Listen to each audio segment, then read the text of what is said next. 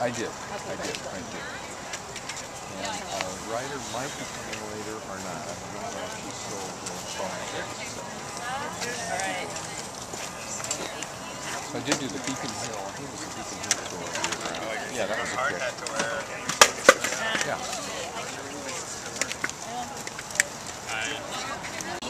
Welcome, and I appreciate everybody's interest in this active construction project. I want to give you a little bit of information before you begin your tour. This is an active construction project.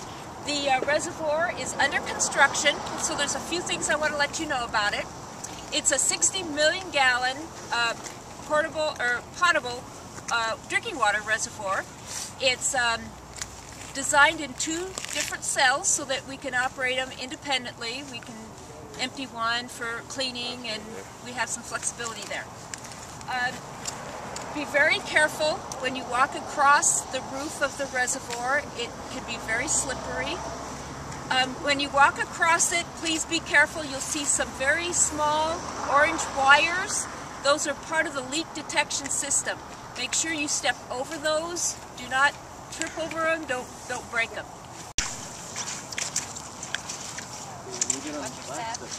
Small steps, just like you know, the ice rink. Okay. Yeah, watch your step here. It's kind of slink and uneven.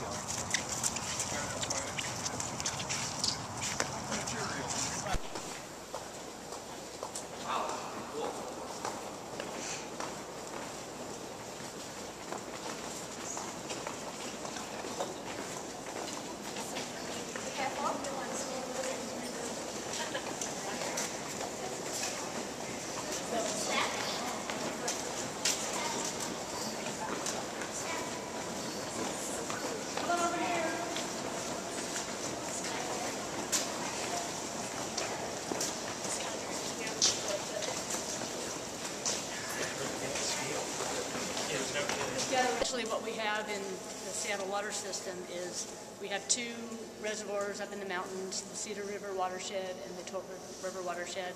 The Cedar River watershed is off of I-90 out near North Bend, and 2/3 of our water supply comes from that system, and it comes into the south, from the south into the city. The Tote system holds about 1/3 of the, supplies about 1/3 of our water supply. Comes in on the north end of Lake Washington from just east of Duval, and then both of those systems come into a network of distribution systems that run throughout the city. This particular reservoir is in somewhat the hub of those systems. We sometimes get both Tote and Cedar water here, and the inlet pipe to this reservoir comes up the east side of the site along 14th. Just past our hypochlorite building, which is that building on the east side of the reservoir. We come along the north edge of the reservoir, and you'll be able to see down here later, we have a big gooseneck inlet pipe. That's where the water comes into this cell, and then it continues on in another pipe. So we have this cell, and we have a mirror image of it on the other side of this wall. So this is half the reservoir. And so the two halves of the reservoir are filled by the inlet pipes. And then the other system we have, if you've noticed in the past, we drain this reservoir every year, and our crews would come in and wash it down with their fire hoses. And so we'll still do that, but because of the buried structure, we'll only have to do that, we're hoping, at least 3 years, maybe up to 5 years. About every 3 years we'll drain the reservoir to clean it. And what's nice about this site is we have the dual cells, so we'll be able to keep one cell in service and only clean one cell at a time. So we'll always be able to have water in this reservoir. And then, so what we have is another system, another piping system up here where our crews come in, and there's a nozzle like on that one over there. They'll just hook their fire hoses, type hoses up and just be able to wash it down. And similar to what they did before, but it's a lot more user-friendly system now. So a couple, maybe some features of the reservoir. We have a 6-inch thick floor. We have 22-inch thick walls all the way around. The roof is about 11 inches thick. And there's 768 columns total, half of those on this side. They're spaced every 20 feet. Each column's about 2 feet in diameter.